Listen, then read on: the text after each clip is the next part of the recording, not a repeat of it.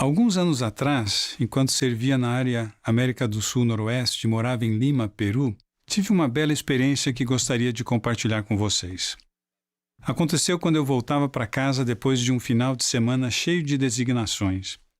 Depois de finalmente concluir o processo de imigração no aeroporto, encontrei esperando por mim um motorista de táxi amigável que fazia parte do serviço que costumávamos usar. Ele me levou até o seu carro e eu me sentei no banco de trás, pronto para relaxar e desfrutar de uma viagem tranquila para casa. Depois de dirigir por alguns quarteirões, o motorista recebeu um telefonema de seu supervisor dizendo que eu havia pegado o táxi errado. Outro carro havia sido reservado para mim e o supervisor pediu que ele me levasse de volta ao aeroporto se eu quisesse trocar de carro. Eu disse a ele que não era necessário e que podíamos continuar. Depois de alguns minutos de silêncio, o motorista olhou para mim pelo espelho retrovisor e perguntou: "Você é mórmon, não é?" Bem, depois dessa pergunta convidativa, eu sabia que meus momentos de silêncio tinham terminado. Eu não pude resistir e explorar para onde sua pergunta nos levaria. Descobri que seu nome era Omar, que o nome de sua esposa era Maria Teresa e que eles tinham 2 filhos, Carolina, de 14 anos, e Rodrigo, de 10 anos. Omar era membro da igreja desde criança. Sua família era ativa, mas em algum momento seus pais pararam de ir à igreja. Omar ficou completamente inativo quando tinha 15 anos. Ele tinha então 40 anos de idade. Naquele momento, percebi que eu não tinha pegado o táxi errado. Não foi uma coincidência. Eu disse a ele quem eu era e que estava no táxi dele porque o Senhor o estava chamando de volta para o seu rebanho. Conversamos então sobre a época em que ele e sua família eram membros ativos da igreja. Ele tinha boas lembranças de noites familiares em sua casa e de algumas músicas da primária. Em seguida, ele cantarolou algumas palavras de "Sou um filho de Deus". Depois de anotar seu endereço, número de telefone e pedir permissão para compartilhá-los com o bispo, eu lhe disse que encontraria um meio de estar na capela em seu primeiro dia de volta à igreja. Terminamos nossa viagem do aeroporto até minha casa, assim como nossa curta jornada ao seu passado, e seguimos por caminhos diferentes. Algumas semanas depois, seu bispo me telefonou, dizendo que Omar estava planejando ir à igreja em um determinado domingo, e eu disse ao bispo que eu estaria lá. Naquele domingo, Omar foi à igreja com o filho. A esposa e a filha ainda não estavam interessadas. Alguns meses depois, seu bispo me telefonou novamente, agora para me dizer que o Omar batizaria a esposa e seus 2 filhos e me convidou para estar presente. Essa é a foto que foi tirada no domingo em que foram confirmados membros da igreja. Naquele mesmo domingo, eu disse a Omar e a sua família que se estivessem preparados em 1 ano, seria uma honra para mim realizar seu selamento no Templo de Lima. Essa é a foto daquele momento memorável para todos nós, tirada 1 ano depois. Por que estou contando essa experiência para vocês? Estou fazendo isso por 2 motivos. Primeiro, para falar àqueles bons membros que, por algum motivo, afastaram-se do Evangelho restaurado de Jesus Cristo. Segundo, para também falar aos membros ativos de hoje que talvez não estejam sendo tão fiéis a seus convênios quanto deveriam ser. Em ambos os casos, gerações futuras estão sendo afetadas e as bênçãos e promessas reservadas à sua posteridade estão em risco. Vamos começar com a primeira situação. Bons membros que deixaram o caminho do convênio, como aconteceu com o Omar, o meu amigo peruano. Quando perguntei por que ele decidiu voltar, ele disse que foi porque ele e a esposa sentiram que seus filhos seriam mais felizes em suas vidas com o Evangelho de Jesus Cristo. Ele sentiu que era melhor voltar para a igreja pelo bem de seus filhos. É muito triste quando nos deparamos com membros inativos ou não membros da igreja que, em certa ocasião, tiveram o Evangelho em sua família e o perderam porque seus pais ou avós decidiram parar de frequentar a igreja. Essa decisão pode causar um impacto em sua posteridade para sempre. Seus filhos e netos deixaram de ter a proteção e as bênçãos do Evangelho de Jesus Cristo em suas vidas.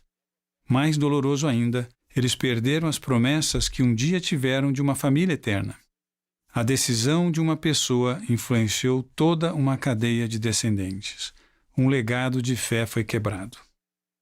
Porém, como sabemos, todas as coisas quebradas podem ser consertadas por meio de Jesus Cristo. Por isso, por favor, considere esse convite feito pelo presidente Russell M. Nelson. Agora, se você saiu do caminho, quero convidá-lo com toda a esperança de meu coração a, por favor, voltar. Sejam quais forem suas preocupações ou seus desafios, há um lugar para você nesta igreja, a Igreja do Senhor. Você e as gerações que ainda não nasceram serão abençoados por suas ações de voltar ao caminho do convênio. Agora, vamos abordar a segunda situação, a dos membros ativos de hoje que talvez não estejam sendo tão fiéis quanto deveriam ser.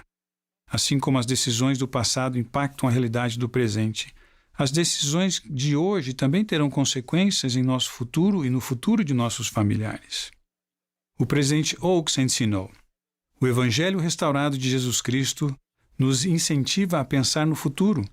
Ele explica o propósito da vida mortal e a realidade da próxima vida. Ele nos dá grandes ensinamentos sobre o futuro para guiar nossas ações hoje. Por outro lado, todos nós conhecemos pessoas que estão apenas preocupadas com o presente, em gastar hoje, desfrutar hoje e não pensar no futuro. Ao tomarmos decisões agora, devemos sempre nos perguntar: aonde isso vai nos levar? Nossas decisões atuais vão nos trazer alegria, agora e na eternidade, ou vão nos trazer tristezas e pesares? Algumas pessoas pensam: não precisamos ir à igreja todos os domingos. Ou vamos pagar o dízimo quando as coisas melhorarem. Ou não apoio os líderes da igreja nesse assunto. Mas elas dizem: sabemos que a igreja é verdadeira e nunca vamos nos afastar do Evangelho de Jesus Cristo. Aqueles que pensam assim não entendem o impacto negativo que esse tipo de membro morno terá em sua própria vida e na vida de sua posteridade. Os pais podem permanecer ativos, mas o risco de perder os filhos é alto, nessa vida e na eternidade. Com relação àqueles que não herdarão a glória celestial com sua família, o Senhor disse: esses são os que não são valentes no testemunho de Jesus, portanto, não obtêm a coroa no reino de nosso Deus. É isso que queremos para nós mesmos ou para nossos filhos? Não deveríamos ser mais valentes e menos mornos pelo nosso próprio bem e pelo bem da nossa posteridade? O presidente Ballard também comentou uma preocupação semelhante. Ele disse: para alguns, o convite de Cristo de acreditar e ser fiel continua a ser difícil. Alguns lutam para entender uma norma ou um ensinamento específico. Outros se preocupam com fatos de nossa história ou com as imperfeições de alguns membros e líderes do passado ou do presente. Outros ainda acham difícil viver uma religião que exige tanto. A decisão de não andar mais com os membros da igreja e com os líderes escolhidos do Senhor terá um impacto de longo alcance, que nem sempre pode ser visto neste momento. Que legado triste de ser passado! E por qual motivo? Seja qual for o motivo, não é suficiente para ignorar o impacto espiritual negativo que causará nas gerações futuras. Meus queridos irmãos e irmãs, se vocês estão passando por uma dessas duas situações que mencionei em minha mensagem, por favor, reconsiderem o rumo que estão tomando. Vocês sabem que há um plano para nós nessa vida. Vocês sabem que as famílias podem ser eternas. Por que colocar a sua em risco? Não seja o elo fraco desta bela corrente de fé que você iniciou ou que recebeu como um legado. Seja o elo forte. É a sua vez e o Senhor pode ajudá-lo. Do fundo do meu coração, eu os convido a pensar sobre isto, a olhar para frente e avaliar aonde isso vai levar. E, se necessário, a ser valentes o suficiente para reformular o seu caminho por amor à sua posteridade. Em nome de Jesus Cristo. Amém.